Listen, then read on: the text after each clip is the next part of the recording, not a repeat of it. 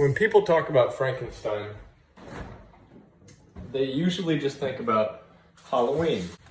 How would Frankenstein relate to today's society? Well, that's what my research paper was about. And the interpretation I took was that real life monsters, you don't really think of green, messed up creations, you think of horrible, horrible people.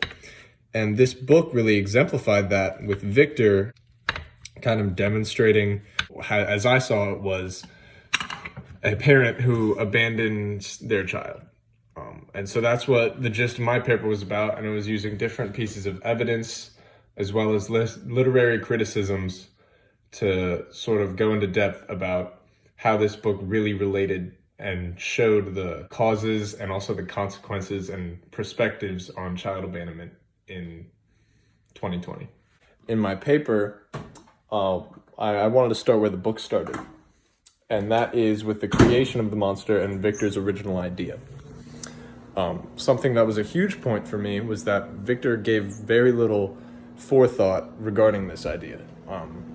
He really just kind of had this idea of creating life and went with it without really thinking about how this life would live, who would take care of it. And so when it didn't turn out exactly how he wanted it, he abandoned it. He ran away, and that kind of, you see that a lot in real life where parents don't have an ideal situation at home, and so they get scared and they run away.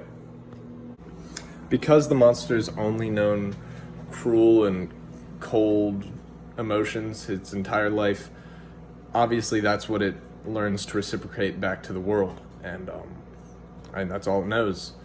And so we see that a lot today, where these children, they don't have love and affection at home, and so they kind of grow up and are perceived as like delinquents because that's all they know, so it's kind of how they're trained to act. We see that in the first quote I used from the monster, which said, "Cursed, cursed creator, why do I live? Why, in that instant, did I not extinguish the spark of existence which you'd so wantonly bestowed?" And that really, to me, explains how, like, he feels suicidal. You get all of these emotions from the monster, and it's all stemming from the original problem of Victor. So, to build off my previous point of the monster acting the way he does because there's no real role models in his life to teach him how to act correctly, there is, however, something he does witness, which is the cottagers. When he's hiding in his hovel hole, he does see a family that is full of love and full of care, and it's almost foreign to him. And Jeff Black writes about this in his literary criticism, We Shall Be Monsters.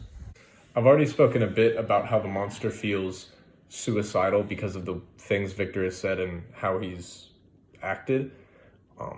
But Jeff Black really speaks to that in his quote regarding the cottagers. He says, "The perfect forms of the cottagers, their grace, beauty, and delicate complexions, he contrasts with his own ugliness, which he first sees in a pool of water.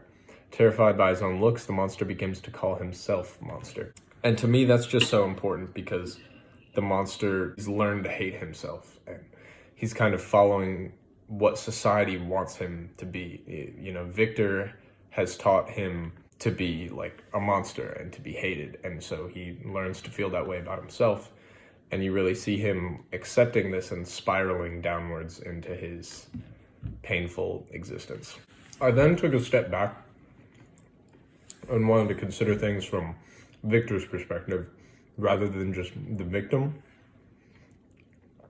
And so Victor is quoted as saying, "Begone, I will not hear you. There's no community between you and me." And it shows, repeated through the book, how much distance Victor wants between him and the monster. Like how far he's willing to go to really separate himself is almost humorous. It's absolutely ridiculous. And so you think it's because he's ashamed, possibly, about his own actions. You could think that it's because he's just so ashamed of his creation for not being exactly the way that Victor had intended. But you'll really never know, because for a person to fully abandon their child, it takes a line of reasoning that no one would really understand.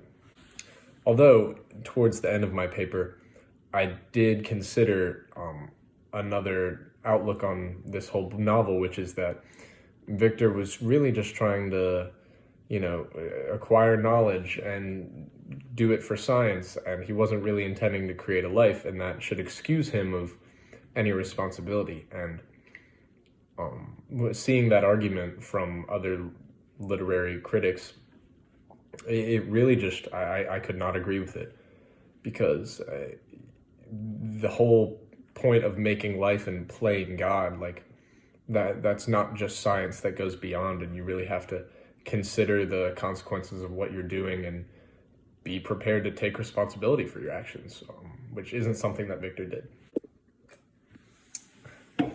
In conclusion, the novel really acts as kind of a what not to do, or really what happens when you do the wrong thing. And it shows all the consequences of child abandonment and how it causes pain for both the abandoner and the abandonee.